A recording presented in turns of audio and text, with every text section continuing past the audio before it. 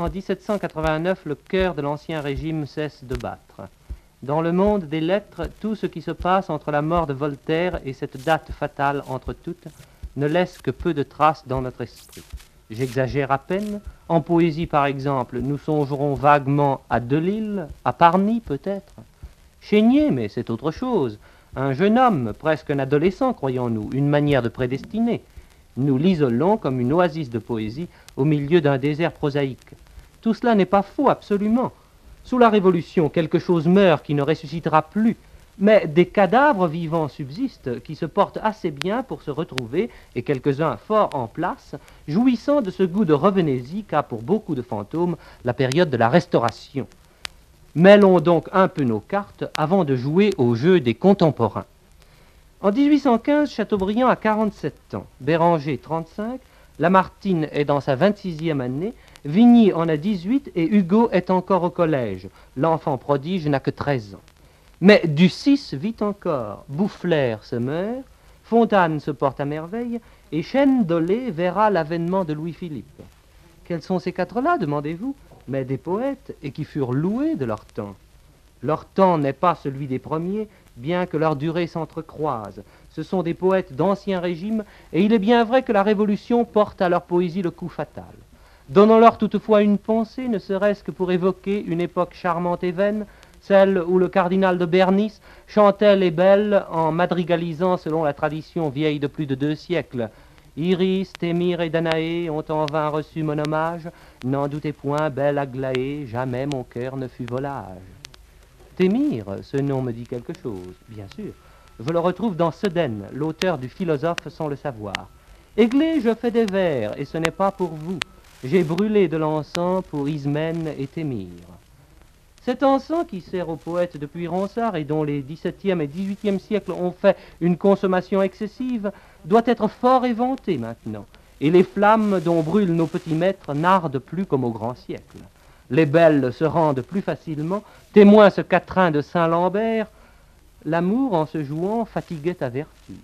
Tu sens l'ennui de te défendre, à l'honneur d'avoir combattu, hâte-toi d'ajouter le plaisir de te rendre.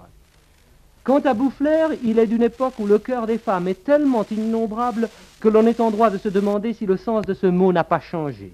Il se le demande sans galanterie, avec une pointe d'esprit rosse. Le cœur est tout, disent les femmes. Sans le cœur, point d'amour, sans lui, point de bonheur. Le cœur seul est vaincu, le cœur seul est vainqueur. Mais qu'est-ce qu'entendent ces dames en nous parlant toujours du cœur?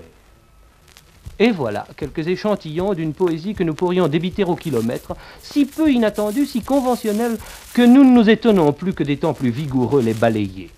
Soyons justes malgré tout, quelques-uns de ces poètes méritent d'être jugés mieux que leur poésie.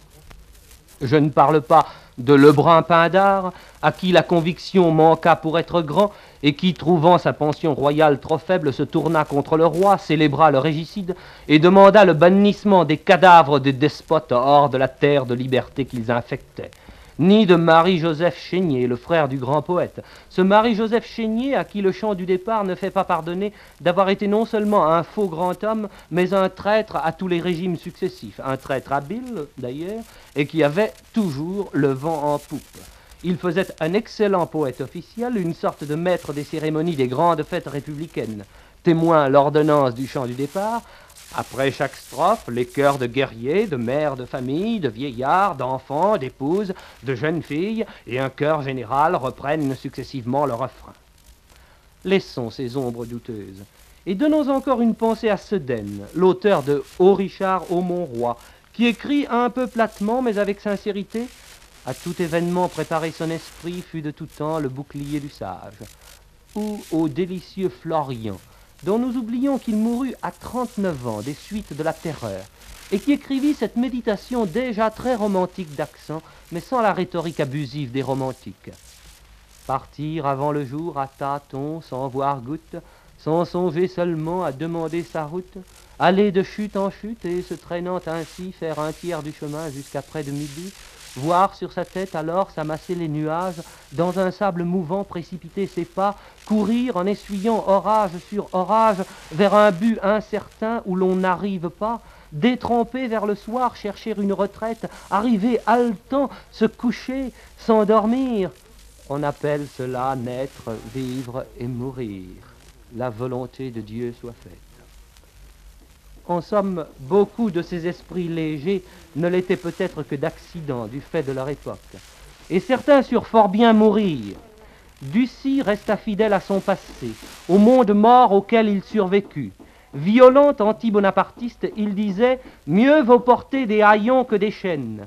Et le tendre et caustique Boufflers murmurait à ses amis en mourant « Mes amis, croyez que je dors ». Mais nul ne mourut aussi bien que André Chénier, dont l'âme royale s'écriait « Quant aux moutons bêlants, la sombre boucherie ouvre ses cavernes de mort. Pâtres, chiens et moutons, toute la bergerie ne s'informe plus de son sort. J'ai le même destin, je m'y devais attendre. Accoutumons-nous à l'oubli.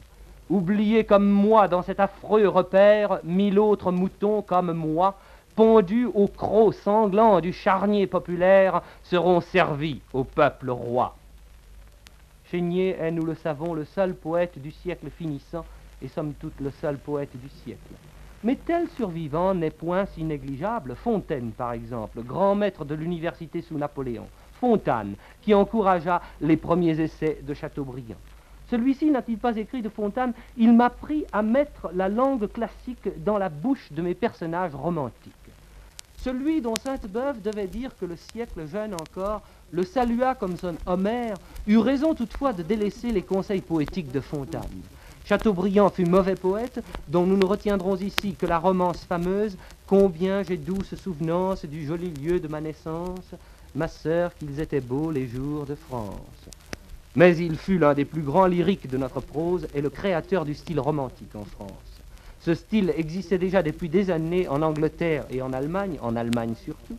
Si Keats et Shelley sont de l'âge de Vigny ou de Lamartine, Hölderlin, Kleist et Novalis leur sont bien antérieurs. Le premier a 30 ans à l'aube du siècle, Novalis en a 28, Kleist 23.